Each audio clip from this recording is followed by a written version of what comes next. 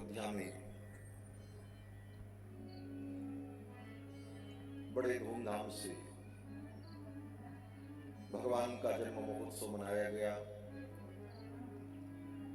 कई दिनों तक ये उत्सव चलता रहा। श्री गोस्वामी जी महाराज कहते हैं कि भगवान के जन्म महोत्सव को देखकर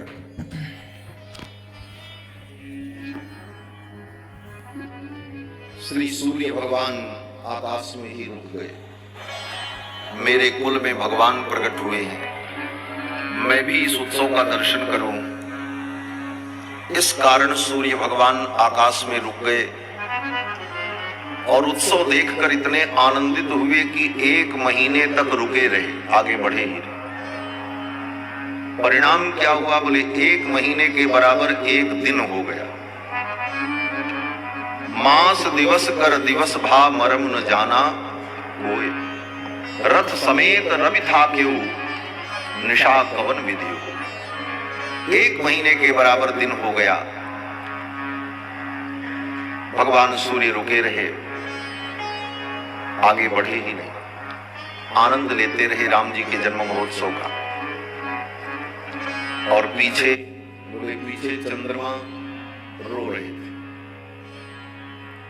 चंद्रमा ने कहा कि ये सूर्य भगवान हटे तो हमारा नंबर लगे, तो हम भी दर्शन करें। लेकिन सूर्य भगवान हटने को कौन कहे, 1 महीने तक डटे रहे। चंद्रमा को बड़ा दुख हुआ, भगवान के जन्म महोत्सव का मैं दर्शन नहीं कर पाया। भगवान से प्रार्थना की, प्रभु आपके उत्सव को तो मैं देख नहीं पाया,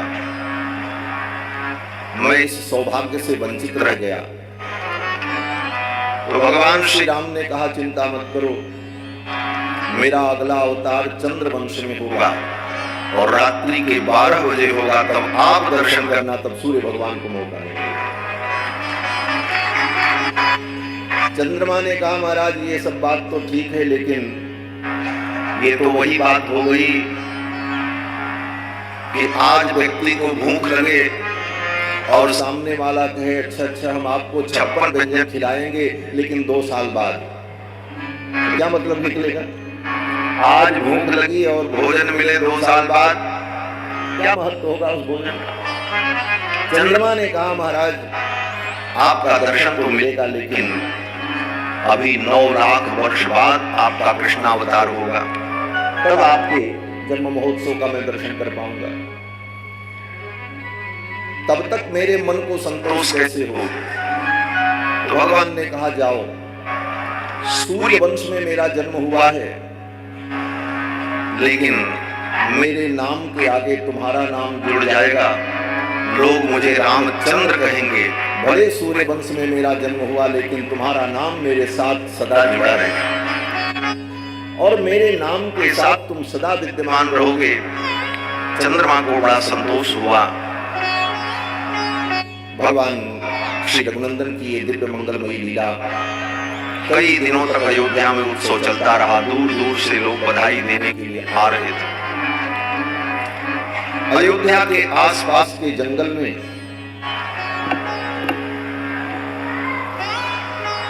जो ऋषि मुनि महात्मा तप कर रहे थे, उनकी समाधि टूट गई। कई वर्षों की समाधि का संकल्प करके बैठे, अचानक समाधि टूट गई।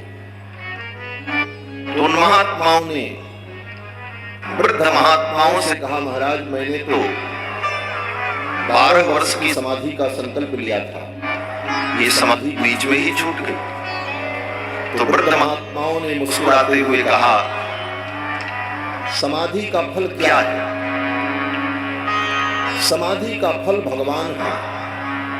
समाधि में भी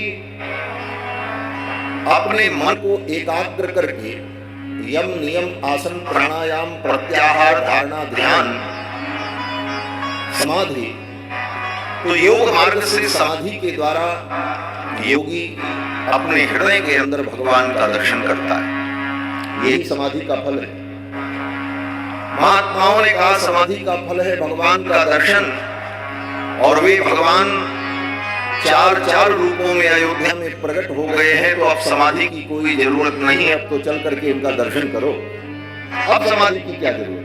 समाधि का फल जब अयोध्या में प्रकट हो गया, तो अब समाधि लगाने की जरूरत नहीं है और चल करके अयोध्या में रघुनाथ जी का दर्शन करो। अब तो बड़े बड़े ऋषि मुनि, महात्मा, अमलात्मा, विमलात्मा लोग अपनी समाधि तपस्या छोड़ करके अयोध्या की ओर चल पड़े, भगवान का नाम संकीर्तन करते हुए, और अयोध्या में जाकर के रघुनाथ जी का, रामलला सरकार का दर्शन करो।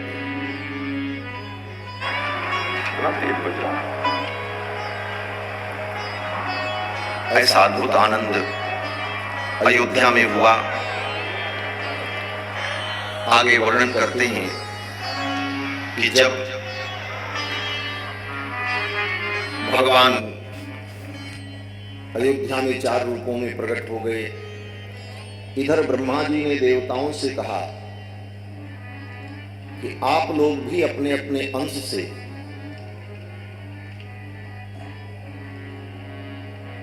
धरती पर प्रकट हो जाओ, भगवान की सेवा के लिए, उनकी लीला में सहयोग करने के लिए।